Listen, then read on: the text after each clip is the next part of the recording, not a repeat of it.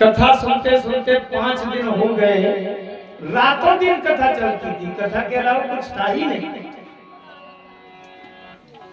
जिसके सिर के ऊपर काल मंडरा रहा हो, आपके बिस्तर में काला नाग फनकाड़े फुसकार रहा हो, तो आपको नींद आएगी उस बिस्तर में? जिसको काल दिखाई पड़ रहा है, ये घड़ी एक एक टिक टिक के चल रही है, जहां 7 दिन पूरे हुए मर जाना। संसार का वैभव भोग विलास है साराम, कुछ अच्छा लगेगा? 5 दिन हो गए, परीक्षित जी महाराज अपने आसन से उठे नहीं, रातों दिन कथा चलती। 5 दिन के बाद सुखदेव भगवान ने कहा, राजन 5 दिन हो गए, थोड़ा विश्राम कर लो, भूख प्यास लगी होगी, पानी पी लो, भोजन कर लो। परीक्षित जी ने कहा, भगवान जिसके सिर पर काल सवार हो, ना तो उसे भूख लगती, ना प्यास लगती, ना नींद आती। परीक्षित जी ने कहा, एक बार प्यास लगी थी और उसी प्यास की व्याकुलता ने ये अनर्थ करा दिया कि एक ऋषि का अपमान हो गया, और जिनके उस श्राप के कारण से 7वें दिन तक्षक डसेगा, ये श्राप मिल गया।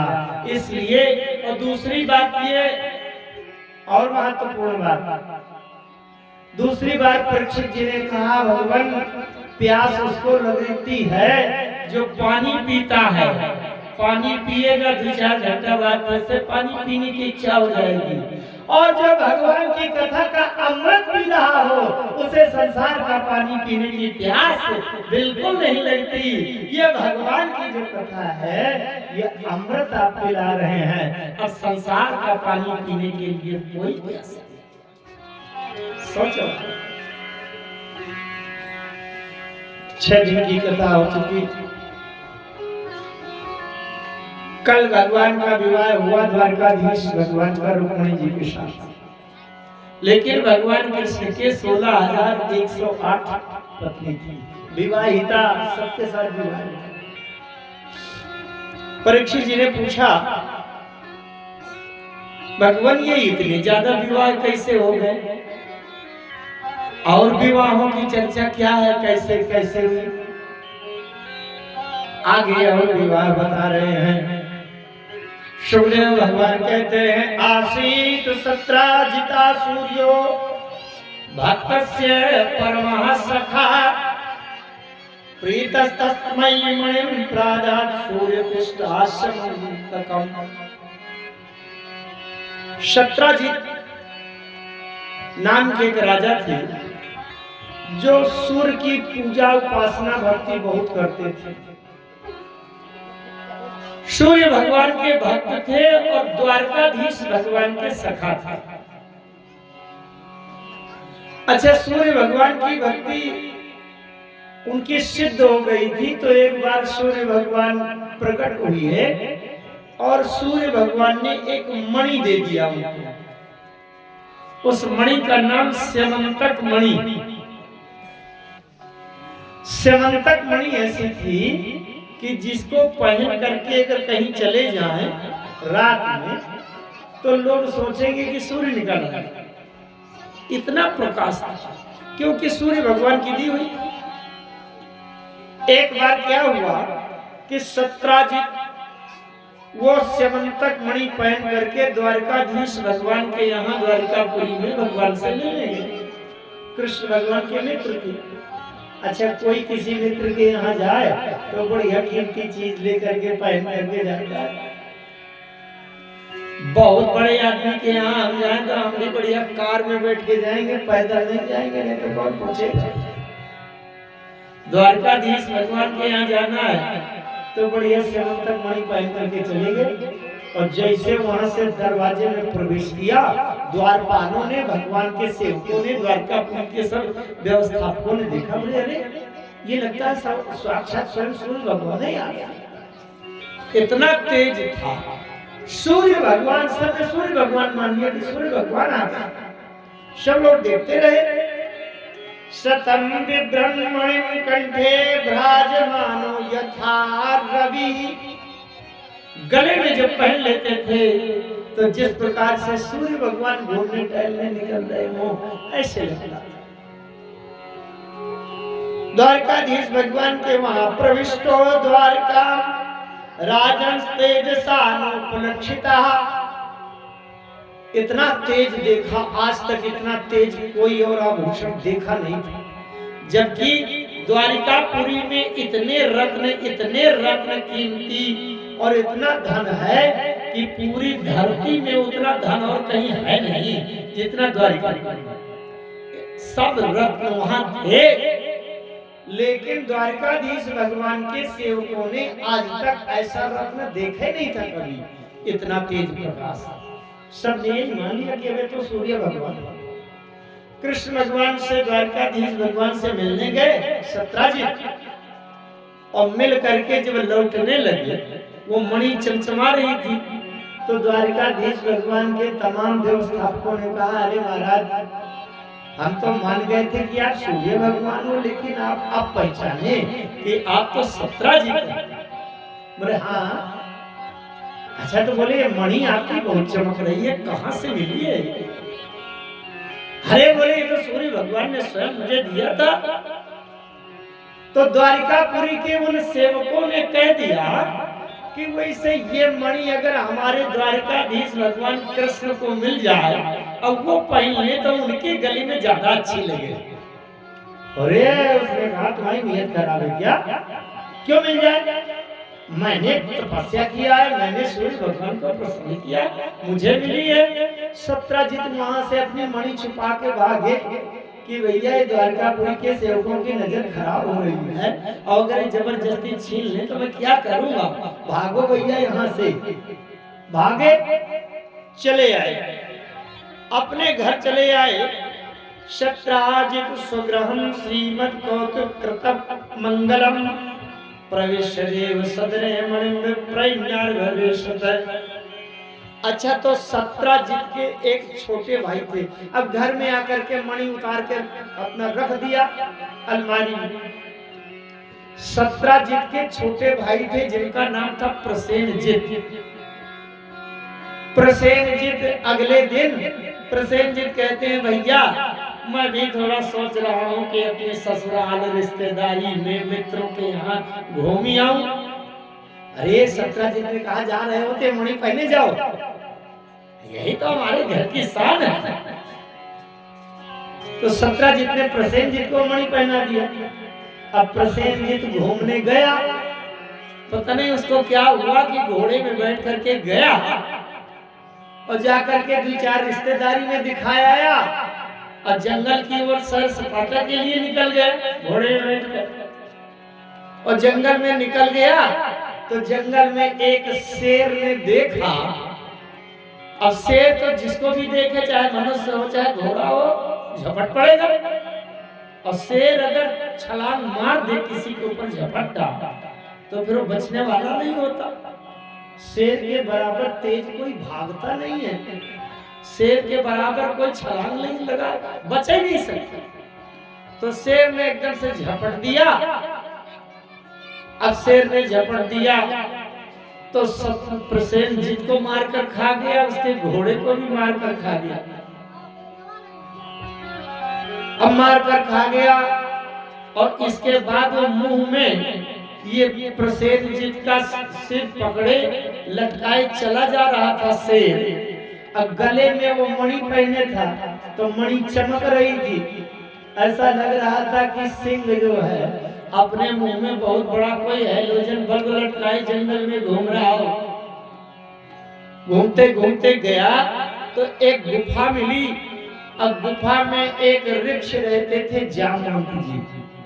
हाँ हाँ, वही जामवंत जो राम जी की कथा में थे। गुफा में जामवंत जी रहते थे। अब जामवंत जी बाहर निकले, उन्होंने कहा ये शेर के मुंह में कौन सा बल्ब लटक रहा है, तो बड़ा प्रकाश दे रहा है, सूर्य के समान है। अब जामवंत जी गए तो सूर्य को अब वो सिंह का सिर अपने तलवार से काट लिया और सिंह के सिर काट करके सिंह को मार डाला और वहां से मणि लेकर अपनी गुफा में घुस गए। जामवंत जी साधारण नहीं। जब राम रावण युद्ध हुआ था लंका में, उस समय जामवंत जी बूढ़े हो गए थे। जामवंत जी कितने पुराने थे? जब बंदर जा रहे थे लंका की ओर सीता की खोज के लिए, तब जामवंत जी ने कहा था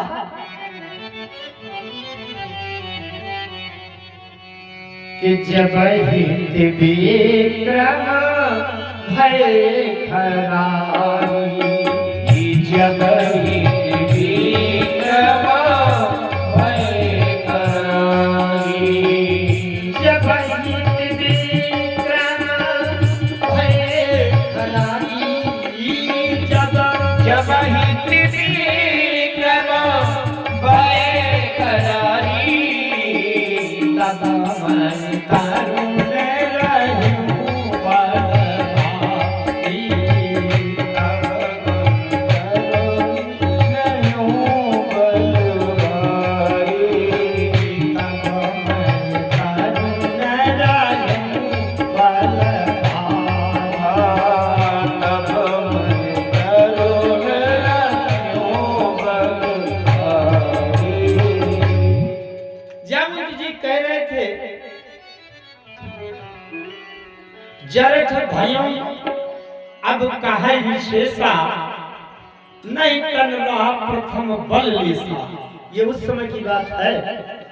अब मैं बूढ़ा हो गया हूँ भैया, और नहीं तो जो भगवान वामन विराट बने थे बलि के यहाँ जब गए थे मांगने 3 पर पृथ्वी, और इतना बड़ा उनका विशाल शरीर था कि पद पाताल शीस अज धामा, इतना बड़ा शरीर था।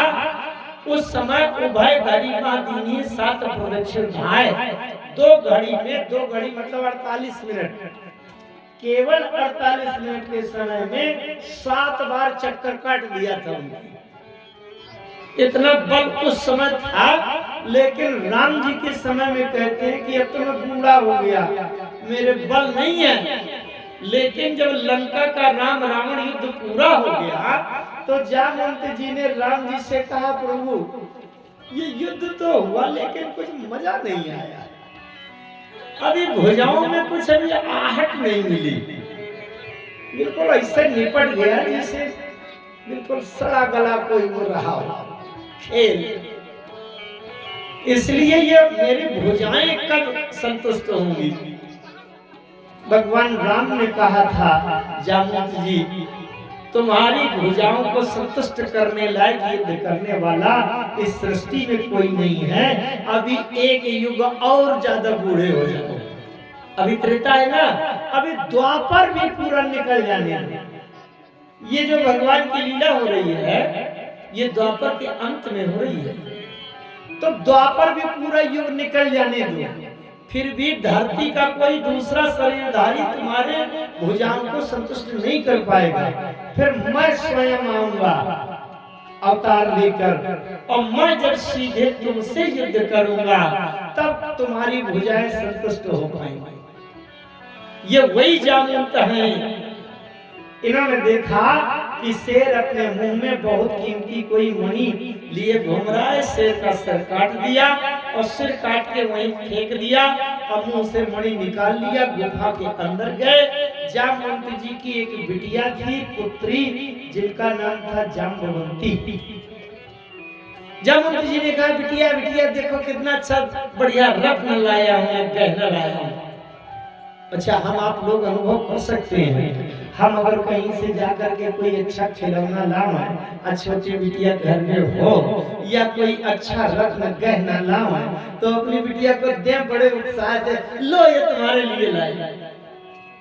गुफा के अंदर जामवंत जी ने अपनी बिटिया जाम्बवंती को वो मणि गले में पहना दिया, लो बेटा देखो पहनो, कितनी अच्छी। अब वो प्रसेनजीत को शेर मारकर खा गया। प्रसेनजीत काहे लौट के नहीं आया। शत्रुजीत विचार करने लगे कि भाई 2 दिन हो गया, 3 दिन हो गया, 5 दिन हो गया, 6 दिन हो गया, 6 दिन तक जब नहीं लौटे प्रसेनजित, तो सत्राजित ने अपनी पत्नी से धीरे से कहा, बोले सुनो, 6 दिन पहले 7 दिन पहले जब मैं गया था द्वारिकापुरी, तो द्वारिकाधीश कृष्ण के तमाम सेवक और रिश्तेदार नौकर चाकर कह रहे थे कि ये मणि हमारे द्वारकाधीश को दे तो उनके गले में ज्यादा अच्छी लगेगी। तो मुझे शंका है, पूरी शंका पर नहीं, पक्का विश्वास हो गया है कि उसी कृष्ण के द्वारकाधीश के और किसी सैनिकों ने मेरे भाई की हत्या कर दी और मणि के पीछे उन्होंने मेरे भाई को मार दिया। अरे वो बन गया होगा द्वारकाधीश, द्वारकापुरी का राजा, लेकिन वो जन्म का चट्टा है। जब माखन चुरा चुरा के खाता था तो किसी का स्वभाव थोड़ी बन जाता है। चोर पक्का पहले से तो मुझे पक्का लगता है, लेकिन हाँ द्वारकाधीश बलवान बहुत है, शक्तिशाली बहुत हैं, तो खुलकर कहने की अभी हिम्मत नहीं हो रही है। तो अपनी पत्नी से कहा कि देखो मुझे शंका तो पूरी है, लेकिन तुम किसी से बताना नहीं। एक बात बताऊंगा, आप अपने घर में अपने पत्नी से कोई बात बता दो और ये कह दो कि ये बात किसी से बताना नहीं, तो गारंटी है आधा घंटा बाद 20 औरतों को पता चल ही जाएगी, फिर तो पक्के से बताएंगे, फिर वो छुप रही नहीं सकती। ये विशेष है। क्यों? क्योंकि धर्मराज युधिष्ठिर का श्राप लगा है। जानते हैं कथा ना? श्राप लगा था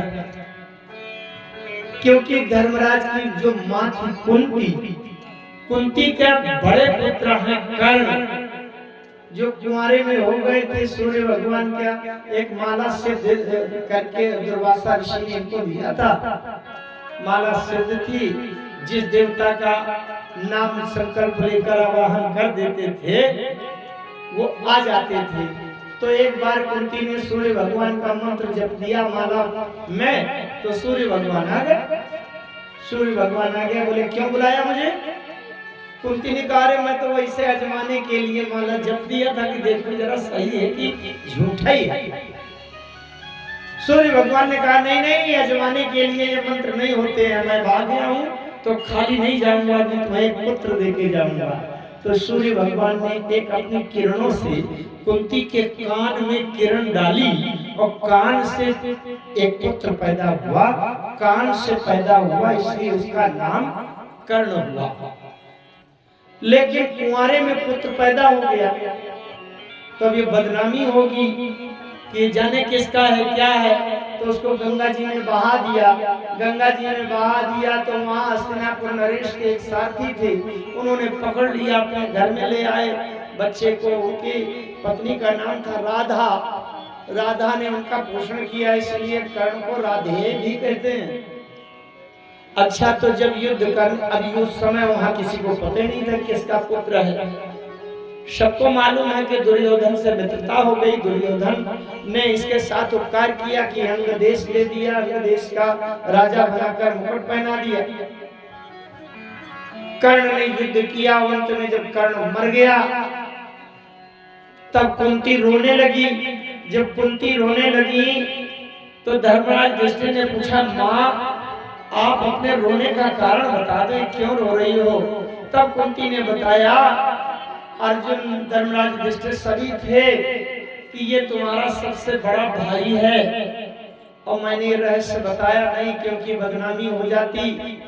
तब धर्मराज युधिष्ठिर ने श्राप दिया था कुंती को, माँ तुमने ये रहस्य हमसे छुपाया और ये छुपाने के कारण इतना बड़ा नरसंहार हुआ। अगर ये पहले बता दिया होता तो ये महाभारत युद्ध न होता। इसलिए मैं तुमको श्राप देता हूँ कि तुम्हारे पेट में कोई भी गहरी बात 3 दिन से ज्यादा नहीं छुप पाएगी, तुम किसी न किसी को बता ही दोगी। इसलिए कोई रहस्य, कोई संसार की कोई स्त्री कोई रहस्य छुपा नहीं पाएगी, उसके पेट में बात छुपेगी नहीं। सत्राजित ने अपनी पत्नी से कहा, देखो शंका तो पूरी है कि द्वारकाधीश ने अपने सैनिक लगा करके मेरे भाई प्रसेनजित को मरवा डाला और मणि के पीछे केवल हत्या करा दिया, लेकिन किसी से कहना नहीं। अरे सत्राजित ने कहा, मैं क्यों कहूं? जब आपने मना कर दिया तो अब तो बिल्कुल नहीं कहूंगी। और जल्दी से अपने घड़ा का पानी लुढ़काया, पानी भरने चली गई पनघट में। अब आजकल तो सबके घरों में निजी व्यवस्थाएं हो गई हैं। पुराने समय में कुआं में पानी भरने जाती थी, तालाब में पानी भरने जाती थी, और जल्दी से कुआं में पानी भरने गई, वहां 2 4 10 सहेलियां मिल जाती हैं पड़ोस वाली जरूर पानी भरने। और सत्राजित की पत्नी ने कहा, जीजी एक बात बताओ, लेकिन काऊ से न कहियो ये बात, मैं केवल तुमसे बताऊं। अरे उसने कहा बताओ बताओ क्या बात है। धीरे से कान में कहा कि ये द्वारकाधीश जो बड़े राजा बने घूम रहे हैं, जन्म के चुट्टा है चोर, जो माखन चुरा चुरा के खाया, गांव भर का माखन मेनू नहीं बचा। ये इतनी बड़ी मणि है, भले ही कितने बड़े राजा हो जाए, लेकिन चोरी की आदत थोड़ी छूटती है। अब मणि के पीछे हमारे देवर की हत्या करा दिया इसने। 6 दिन हो गए लौट के नहीं आया। लेकिन जीजी ये काऊ से न बताइयो। अरे वो जीजी ने कहा, जैसे तुमने काऊ से नहीं बताई, वैसे हम भी काऊ से नहीं बताए। और उसने दूसरे से, दूसरी ने तीसरी से, असल ने धीरे से कान में कह दिया, किसी से बताना नहीं। और किसी से बताना नहीं, और ये कहते कहते पूरे नगर में हल्ला हो गया। अरे भैया द्वारकाधीश ने मरवा डाला उनके भाई। मणि के पीछे कितनी नीयत खराब है, इतनी संपत्ति के स्वामी होने के बाद भी इनकी नीयत ठीक है। अब जब पूरे नगर में महिलाओं में हो गया, तो किसी न किसी पुरुष को पता चला। अब एक दूसरे से फुस होते होते और वो बात पहुंच गई द्वारकाधीश भगवान कृष्ण के पास। भगवान कृष्ण ने कहा से किसी ने बताया कि प्रभु आपको कलंक लग गया, क्योंकि वो यहाँ मणि पहन कर आए थे। कुछ लोगों ने कहा था कि ये मणि द्वारकाधीश भगवान के गले में ज्यादा अच्छी लगेगी, तो इसलिए उनको सीधे अर्थ हो गया कि इन्होंने हमारे भाई को मरवाया। झूठा कलंक लगा भगवान कृष्ण। भगवान कृष्ण ने कहा, ये कलंक मिटाने के लिए अब मुझे मणि की खोज करनी पड़ेगी। शत्राजितम समाहूय सभायाम राजसन्निधौ। ऐसे नहीं हुआ। जब भगवान कृष्ण जंगल में निकले, भगवान कृष्ण जंगल में जब निकले तो बहुत दूर तक घनघोर जंगल में जाने के बाद एक घोड़े के मरे होने के कारण उनके कुछ अंग मिले। भाई जैसे शेर ने झपट्टा मारा और बीच बीच का पेट ओट का मांस खा लिया, तो कहीं पे पैरों का खुर पड़ा है, तो कहीं उसके दांतों की चाप पड़ी है, हड्डियां कुछ पड़ी थी और खून खच्चर था, वहाँ खून टपका था। वो समझ गए कि ये तो घोड़े का ये पैर है, टांग है, खुर है। समझ गए कि घोड़ा यहाँ है। अच्छा, वहाँ सत्राजित का मुकुट भी पड़ा था, सत्राजित के कपड़े पड़े थे। भाई सत्राजित को तो खा गया शेर, लेकिन कपड़े उपड़े, जूता चप्पल, कपड़े, धनुष बाण जो कुछ भी लिए था वो पड़ा था। भगवान ने पहचान लिया ये तो प्रसेनजीत का ये मुकुट है, उसके कपड़े हैं, उसके वस्त्र हैं, उसके ये अस्त्र शस्त्र हैं। समझ गए कि यहाँ पर किसी ने घोड़े को मार डाला, प्रसेन को मार। लेकिन आगे शेर के पंजे के चिन्ह बने थे, निशान। और भगवान समझ गए कि किसी शेर ने झपट दिया और घोड़े को भी मार डाला, प्रसेनजीत को भी खा लिया। आगे गए, शेर के पंजों के निशान देखते देखते भगवान कृष्ण भी उस गुफा के द्वार पर पहुंच गए, जहां एक वृक्ष जाम्बवंत जी जहां से निकले थे और शेर को उन्होंने मार करके मणि ले लिया था। वहां उसी गुफा के दरवाजे तक पहुंच गए और वहां शेर का कटा हुआ सिर पड़ा था और शरीर भी पड़ा था। भगवान समझ गए कि अब यहाँ कोई इतना शक्तिशाली मिल गया जिसने शेर को भी मार डाला, शेर को भी मार डाला। इसलिए भगवान समझ गए कि इसी गुफा के अंदर कोई न कोई है। भगवान द्वारकाधीश उस गुफा के अंदर जैसे घुसने को हुए, कोई एक बिटिया 10-12 साल की थी, खेल रही थी और खेलती हुई गुफा से निकली। उसके गले में वो मणि पहने हुई थी जो बिल्कुल सूर्य के समान प्रकाश कर रही थी। भगवान कृष्ण ने देखा, बोले रे बिटिया ये मणि को कैसी पहनी हो?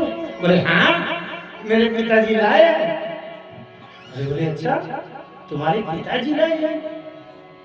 बोले अब भगवान कृष्ण पहचान गए ये सीमंतक मणि है, तुम्हारे पिताजी लाए हैं। लेकिन बेटा ये मणि लेने मैं आया हूँ, ये मणि मुझे दे दो। अब वो बिटिया बड़ी जोर से चिल्लाई, अरे पिताजी देखो ये कोई आ गया मेरी मणि छीन रहा है। और जैसे चिल्लाई वो बिटिया वैसे जामुन जी अंदर से निकल गया। जामुन जी ने देखा भगवान ने कहा ये मणि मैं ले जाऊंगा। जामुन जी ने कहा ये मणि बिल्कुल नहीं ले जाओगे, मैंने मणि ला करके बिटिया को दे दिया है। अगर बिटिया को न दिया होगा तब तो मैं मणि आपको दे देता, लेकिन जो वस्तु अपनी बिटिया को दे दी जाए वो वस्तु कभी वापस नहीं लेनी चाहिए। धर्मशास्त्रों में लिखा है कि जहाँ बिटिया का विवाह कर दिया जाए उस घर का पानी तक नहीं पीना चाहिए, अन्न नहीं खाना चाहिए। दोष लिखा है। जामवंत जी ने कहा मैंने अभी मणि बिटिया को दे दिया है, इसलिए मैं दे नहीं पाऊंगा, मणि तो नहीं मिलेगी। भगवान ने कहा तो मणि तो मैं लेकर के जाऊंगा, मणि लेने के लिए आ जाए। जामवंत जी ने कहा बस मणि से बातचीत समझौता नहीं हो सकता, आप और कुछ कहो तो कहो। भगवान कृष्ण ने कहा मणि लेकर के जाऊंगा। और इसी में युद्ध छिड़ गया।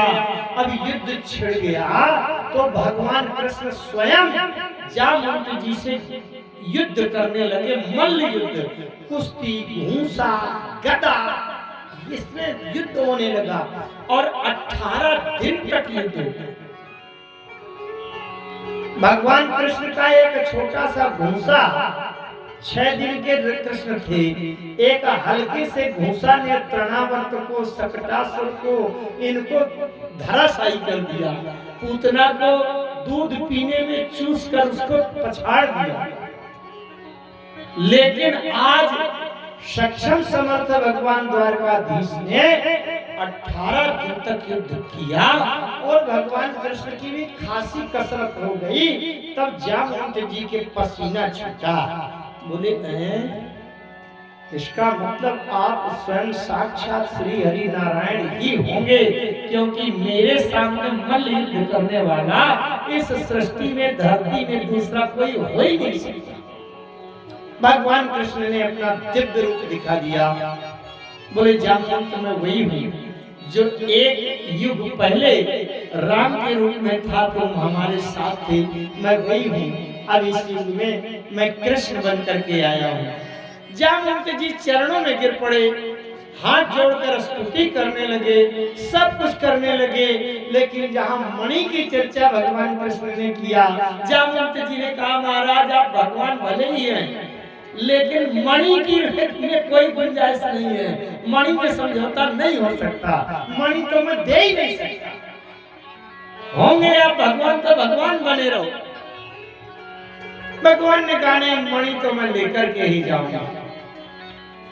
जामवंत जी ने कहा अगर मणि लेकर के ही आप जाएंगे तो केवल एक विकल्प है, मैं अपनी बिटिया का विवाह तुम्हारे साथ कर दूं और मणि पहने पहनाए मैं अपनी बिटिया तुमको कन्यादान में दे दूं और आप ले जाओ तो वो आपकी पत्नी बन जाएगी और अपनी पत्नी की मणि चाहे उतार दो, चाहे बेच दो, चाहे दे दो, ये हो सकता है।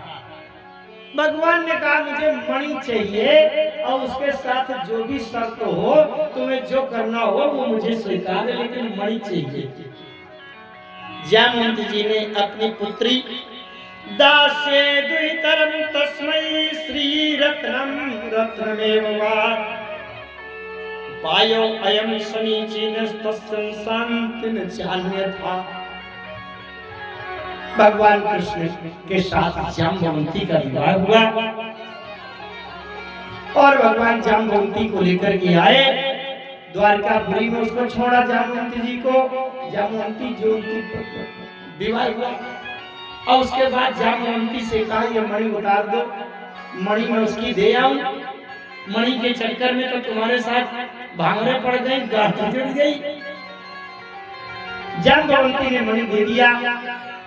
मणि लेकर के भगवान कृष्ण गए सत्राजित के पास, सत्राजित को देने के लिए। और जैसे भगवान कृष्ण गए सत्राजित के यहाँ सभा लगी हुई थी, भगवान कृष्ण ने कहा ये लो अपनी मणि, तुम्हारा भाई जंगल में गया था, वहां तुम्हारे भाई का घोड़ा मरा पड़ा है, कोई शेर खा गया था, तुम्हारे भाई को भी खा गया और शेर तुम्हारे भाई का मुंह सिर लटका करके चला गया। तो एक जामवंत नाम के वृक्ष थे, उन्होंने शेर को मार डाला और वो मणि ले लिया था। अब तुम झूठे दोष लगा रहे हो। अरे पूरी सभा में सब लोग कहने लगे भैया बिल्कुल गलत बात है, बिना जाने समझे किसी पर चोरी का आरोप लगाना ये तो बिल्कुल गलत है। हम लोग पहले कहते थे कि रे द्वारकाधीश के पास श्री राम ये रहता कहाँ है माइक वाला? हेलो,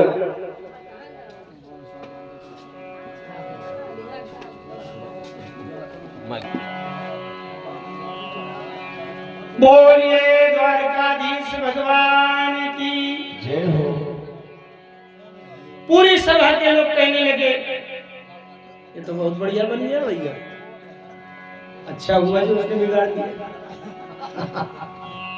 इसका मतलब असली मैकेनिक वही है जो तुमसे न बने उससे बनवा ले। जब द्वारकाधीश भगवान कृष्ण मणि देने पहुंचे तो पूरी सभा में फुसफुसाहट होने लगी। भैया इस तरह से किसी को कलंक नहीं लगाना चाहिए। एक बात बताऊं मैं, रामायण में चौपाई आई है, उस चौपाई का जो लोग रहस्य जानना चाहते हैं हम इस प्रसंग को जोड़े उससे।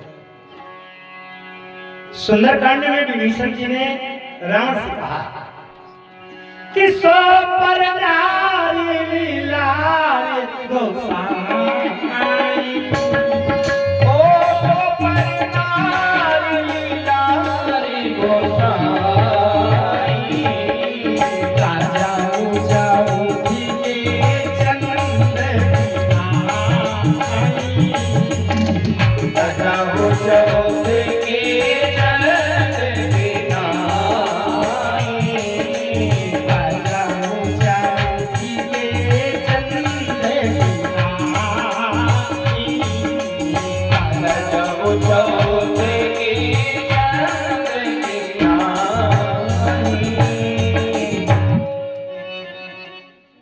चतुर्थी का चंद्रमा नहीं देखना चाहिए, लेकिन कौन सी चतुर्थी?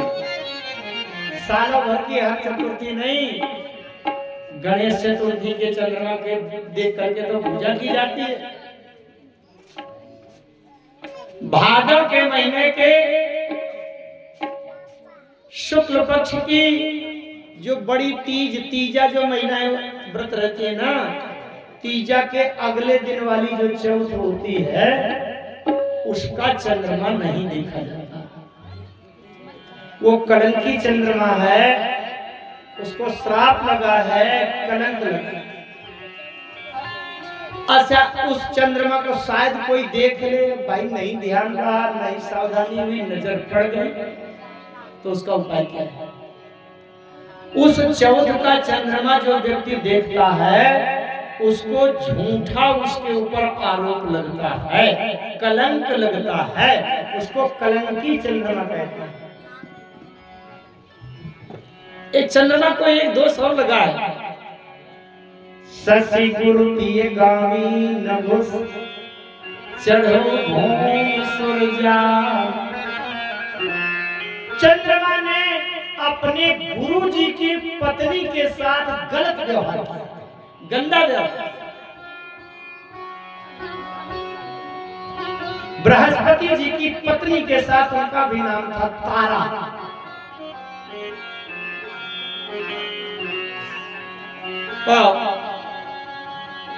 उसी दिन की घटना वो भी है, चंद्रमा ने उसी दिन किया था, इसलिए चंद्रमा कलंकी है।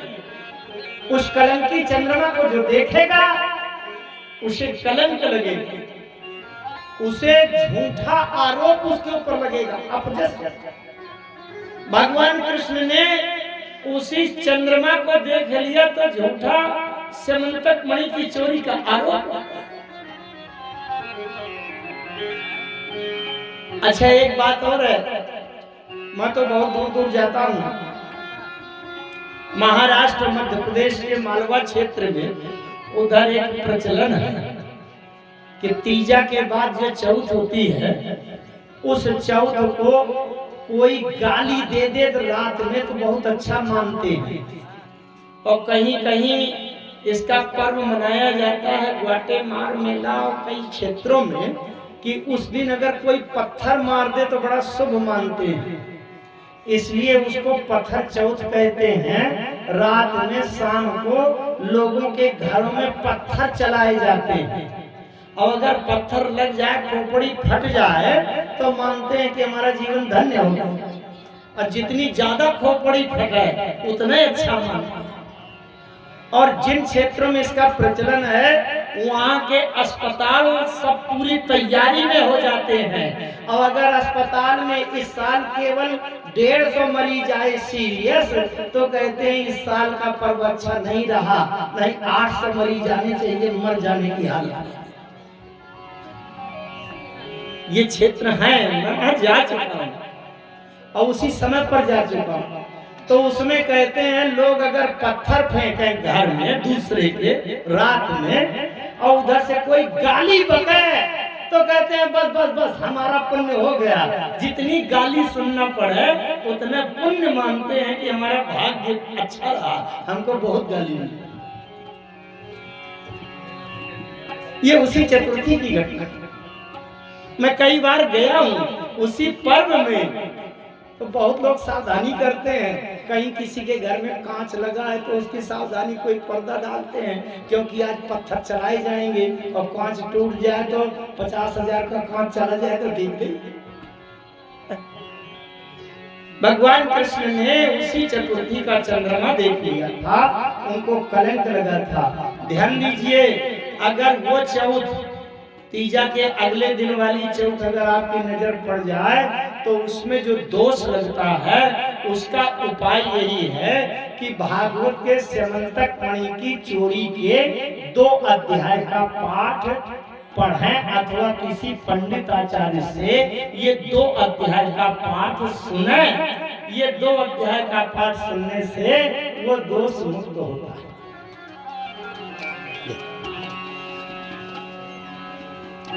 अच्छा, तो अब वहां जब गए सत्राजित के यहाँ, सबने कहा कि भाई ये तो गलत है, बिना जाने तुमने चोरी का आरोप लगा दिया। अब बताओ, द्वारकाधीश भगवान लेकर के आए हैं मणि। सत्राजित को बड़ा संकोच लगा। जब संकोच लगा तो सत्राजित ने कहा भगवान से अब आप लेते जाओ ये मणि। भगवान ने कहा नहीं, बिल्कुल नहीं ले जाऊंगा, इसी का कलंक लगा रहे थे, और ले जाऊं तो बाद में फिर कहोगे कि अरे बड़ा नियत का खोट है, घुमा फिरा के ले ही गया, मैं नहीं ले जाऊंगा। सत्राजित ने कहा तो फिर मैं अपनी पुत्री का विवाह आपके साथ करना चाहता हूँ। और सत्राजित ने अपनी पुत्री सत्यभामा का विवाह कर दिया भगवान कृष्ण के साथ, और उसी सत्यभामा को वो मणि स्यमंतक मणि दे दी। ये तीसरा विवाह। एकदा पांडवान दृष्टुम प्रतीतान पुरुषोत्तम इंद्रप्रस्थं गता श्रीमान युधानाधिर्विका। भगवान कृष्ण द्वारका में रहते थे, अर्जुन पांडव ये सब इंद्रप्रस्थ में रहते थे, लेकिन रिश्तेदारी तो थी ही। भगवान कृष्ण के बुआ के लड़के थे ये पांडव। भगवान कृष्ण एक बार अपनी बुआ के यहाँ गए, सोचा बुआ के यहाँ हुई हम। जब इंद्रप्रस्थ आए, अर्जुन ने कहा केशव बहुत दिनों बाद आपकी कृपा हुई है, इसलिए आइए चले थोड़ा घूम आवे। जमुना जी के किनारे किनारे घूमने के लिए गए। भगवान कृष्ण और अर्जुन दोनों घूमने के लिए गए तो जमुना जी के किनारे देखा तो एक महिला बड़ी तेजस्वी तपस्या में बैठी थी, अखंड तपस्या कर रही थी। उसकी तपस्या इतनी परिपक्व हो गई थी, सिद्ध हो गई थी कि उसके प्रकाश निकलता था। अर्जुन ने कहा रे अद्भुत, ये कौन देवी तपस्या कर रही है? भगवान कृष्ण ने कहा पता नहीं कौन। अर्जुन ने कहा भगवान रुको, मैं जाकर देखता हूँ, पूछता हूँ, तुम यहीं ठहरो। अर्जुन उसके पास गए और अर्जुन कहने लगे का तुम कास्यासी श्रृणोसी कुतोसी किम चिकीर्षसि मन्येवा पतिमिच्छन्तीं सर्व कथय शोभने। अर्जुन गए, बोले देवी आप कौन हो, तपस्या क्यों कर रही हो, तपस्या के फल में क्या पाना चाहती हो, ये बताओ। वो जो देवी थी वो कालिंदी थी। यमुना का दूर एक नाम है कालिंदी। साक्षात यमुना ही स्वयं एक स्त्री का रूप बना करके तपस्विनी बन करके तपस्या। कालिंदी ने कहा अहम देवस्य सवितुर्दुहिता पतिमिच्छति अविश्वम्भरेण्यं वरदं तपा परमा स्थिता। अहम देवस्य सवितुर्दुहिता, सविता कहते हैं सूर्य को, दुहिता कहते हैं पुत्री को। उसने बताया मैं सूर्य भगवान की पुत्री हूँ। अर्जुन ने कहा तो फिर तुम ये तपस्या काहे के लिए कर रही हो? बोली पति में क्षंति, पति की इच्छा से मैं तपस्या कर रही हूँ कि मुझे पति मिल जाए। अर्जुन ने कहा जो तपस्या नहीं भी करती उनको भी तो पति मिल जाते हैं, जब विवाह होगा तो पति तो मिल ही जाएगा। उसने कहा नहीं नहीं ऐसा पति नहीं। बोले कैसा पति? बोले विष्णु वरेण्यं वरदं तपः। मैं तपस्या इसलिए कर रही हूँ कि विष्णु मेरे लिए वर रूप में, दुल्हा रूप में मिले। विष्णु वरेण्यं वरदं तपः, ये वरदान पाने के लिए तपस्या कर रही हूँ कि मुझे वर के रूप में विष्णु मिले, इसलिए तपस्या कर रही हूँ। अरे अर्जुन ने कहा ये तो बहुत बढ़िया काम। जो थोक के थोक विवाह करने के अधिकारी अल्लाह लायक इच्छुक है और उनके लिए कोई तपस्या करे, मैं अभी जाता तुरंत फिट किया और बिल्कुल 10 मिनट के अंदर तुम्हारा विष्णु के साथ गांठ जोड़वा। अर्जुन दौड़े दौड़े गए भगवान कृष्ण के पास। बोले हे कृष्ण बात तो बन गई। बोले क्या बन गई? बोले आप विवाह करने में तो कभी संतुष्ट नहीं होंगे कि कितने हो जाएं, मैंने जुगाड़ फिट कर दिया। बोले देवी तेजस्वी है ना? भगवान कृष्ण क्या बड़ी तेजस्वी है। अरे बोले मैंने फिट कर दिया बात, ये आपको पति रूप में चाहती है, हो जाए विवाह। रास्ता चलते इसको भी भगवान कृष्ण ने लिया और ये हुआ चौथा विवाह। अर्जुनाक्षयो तृणो वर्मचा भेद तस्त्री आये द्वारिकां भूयं सात्यकिस्य प्रवर्गता। इसके बाद बिंदा अनविंदा वंत्यो दुर्योधनवशानुगौ स्वयंवरेश्वा भगिनीं कृष्णे शक्तां न्यायासेदितम् अग्रजादाभिः देव्यास्तनयां मित्रवृंदा पितरस्य सु। भगवान कृष्ण का विवाह बिंदा के साथ,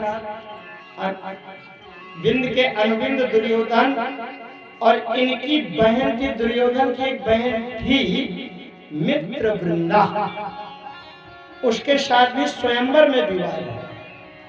तस्या सद्या भवत कन्या देवी नग्नजितीन्द्रपा। एक नग्नजित नाम के कौशल देश में राजा थे। कौशल देश में वहां नग्नजित नाम के राजा थे, उनकी पुत्री का नाम था सत्या। उन्होंने भी कुछ शर्त रखी थी, भगवान कृष्ण ने जाकर के उनकी शर्त पूरी कर दिया और सत्या के साथ भी भगवान कृष्ण का विवाह।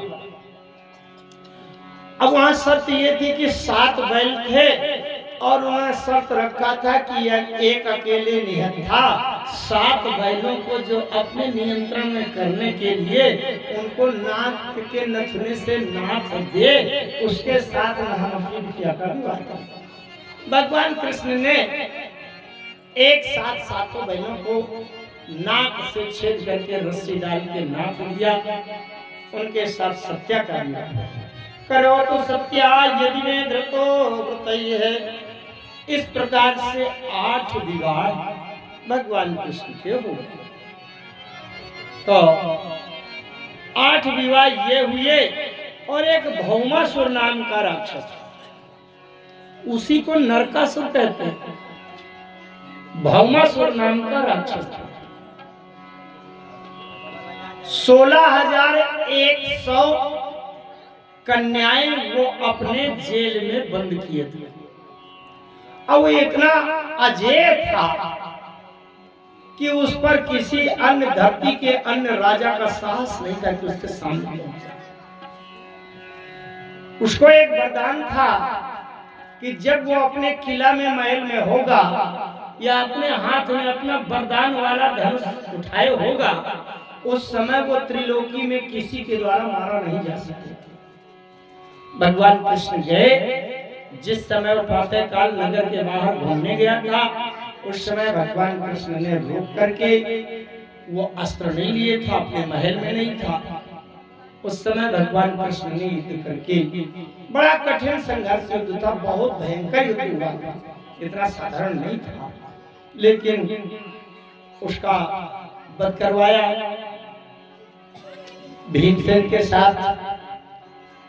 और जब वो वध हो गया तो उसके पुत्र ने कहा, भगवान ये मेरा पिता बड़ा पापाचारी दुष्ट था, मैं आपके चरणों में समर्पण करता हूँ, क्षमा याचना करता हूँ, मैं पिताजी की इस पाप आचरण की नीतियों से समर्थन नहीं करता। तो भगवान कृष्ण ने उसका तिलक कर दिया, अगर तुम पिता के आधार में सम्मिलित नहीं हो तो तुम राजा बनने योग्य हो, तिलक कर दिया। और जो जेल में 16,100 कन्याएं गोपिकाएं बंद थीं, उनको जब बाहर निकाला जेल से भगवान कृष्ण ने, उन्होंने कहा, वासुदेव हे द्वारकाधीश, अब हमें जेल से बाहर मत निकालो। भगवान ने कहा, क्यों? नरकासुर का वध हो गया, तुम घबराओ नहीं। उन्होंने कहा, हे देवकी नंदन, हे वासुदेव, हे द्वारकाधीश, उसका वध तो हो गया, लेकिन संसार में हम मुंह दिखाने लायक नहीं है। अब इस दुष्ट के कारागार में बंद रही। यद्यपि वो पूर्ण शुद्ध थी, भौमासुर ने अभी तक उनके साथ कोई दुर्व्यवहार नहीं किया था, लेकिन वो सोच रहा था कि जब ये और जवान हो जाएं, अच्छी उम्र अवस्था में आ जाएं, तब इन सबके साथ विवाह करूंगा और सबके साथ शरीर का सुख भोगूंगा। अभी तक उस भौमासुर ने उनके साथ कोई गलत व्यवहार नहीं किया था, थी शुद्ध, लेकिन भले ही शुद्ध हो, कोई बिटिया चली जाए कहीं दूसरी जगह अज्ञात, आप जान ना पाओ, अब 2 महीना 4 महीना गायब रहे, तो उस पर शुद्धता का विश्वास नहीं किया जा सकता। उन 16,100 जो कन्याएं थी, अब जवान हो गई थी, युवती हो गई थी, बंद किए कई वर्षों से बंद किए थे। उन्होंने कहा, हे द्वारकाधीश भगवान, संसार को मुंह दिखाने लायक नहीं है, क्योंकि हमारे साथ कोई दुष्कर्म तो नहीं हुआ, लेकिन संसार के लोग यही कहेंगे कि ये कल वही जाने किसके वहां बंद रही, 1 साल 2 साल 4 साल से, जाने क्या क्या किया होगा। इसलिए संसार में हम किसको उत्तर देंगे? हमारा विवाह भी तो नहीं हो सकेगा, संसार में कौन हमको स्वीकार करेगा? जिसको भौमासुर बंद रखे अपने जेल में, उसके साथ विवाह कौन करेगा? इसलिए अपजस कलंक सामने जब संसार के लोग मुंह देखेंगे, उस समय हमारी रोज रोज मृत्यु होगी, क्षण क्षण मरेंगे हम उस लज्जा के कारण। तो इसलिए छिन छिन मरने से तो सबसे अच्छा है कि हमें एक बार मृत्यु के घाट उतार दो दीनानाथ, हम जिंदा नहीं रहना चाहते। हमें कौन स्वीकार करेगा? भगवान कृष्ण ने कहा मैं स्वीकार करूंगा, संसार स्वीकार करे या न करे, जिसको संसार ठुकरा देता है उसको मैं स्वीकार करता हूँ, उसके अंदर अहंकार भरना। इस प्रकार से 16,100 युवतियों के साथ भगवान कृष्ण ने एक साथ इकट्ठे विवाह किया। बोली द्वारकाधीश महाराज की जय। और आइए एक बेटी का भजन हो जाए, क्योंकि जब एक बेटी अपने घर से विदा होकर अपने ससुराल जाती है तो क्या भाव होते हैं, जरा सभी लोग श्रवण करें। बड़ा प्यारा सा भजन, सभी लोग मेरे साथ में गाइए। कल्याण होती तो कुछ भी न होता, न संसार होता न व्यवहार होता, अधूरे ही रहते नाते जगत के, निराकार ईश्वर न साकार हो।